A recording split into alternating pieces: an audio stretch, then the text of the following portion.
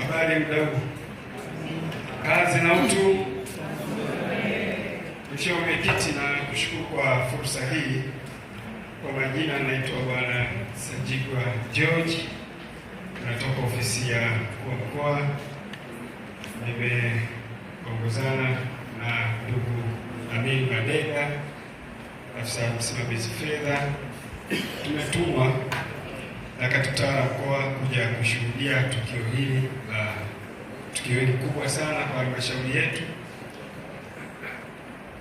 na lengo kubwa ni kuona kwa namna jinsi gani linavyotekeleza kanuni na taratibu zetu pamoja na miongozo iliyotolewa na wizara.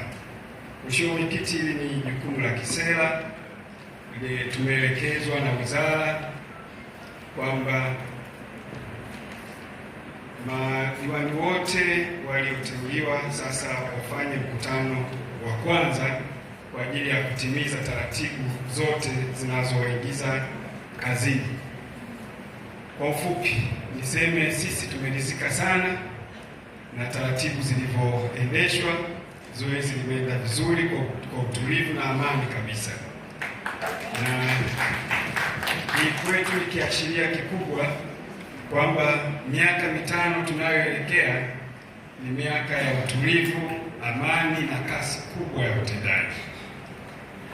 Mheshimiwa Mwenyekiti, sisi jukumu letu kubwa ni usimamizi kwenye mamlaka za kazi ya mitaa, na usimamizi ni pamoja na hizi shughuli zako za mikutano ya mabaraza. Kwenye miaka iliyopita kwa mkoa mzima tulikuwa tunapokea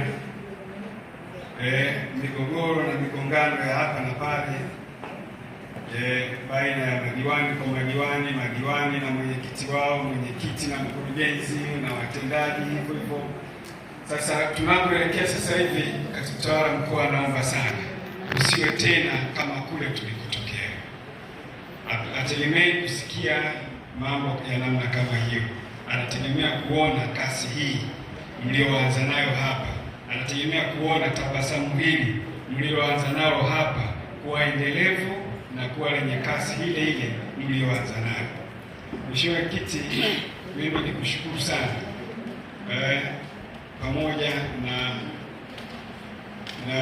pamoja na kwamba tunaanza ndio mara ya kwanza, na niseme kadri tunavyokwenda kwenye vikao hivi tutaendelea kukutana, tutaendelea kukumbushana. Ni mambo mengi tunaendelea kuyafanya ili kufanya kati yenu nyinyi na sisi tuweze kufanya kazi kwa pamoja. Mojawapo tunaratibu mafunzo yenu ili muweze kuyapata kabla ya kuingia kabla ya kuanza rasmi kazi zenu. Kwa hiyo nafikiri kupitia kwenye mafunzo na kupitia kwenye majukumu mengine yanayofuata tutaendelea kufahamiana zaidi, tutaendelea kukumbushana zaidi majukumu yetu. Nakushukuru sana kwa fursa hii na nasema sana.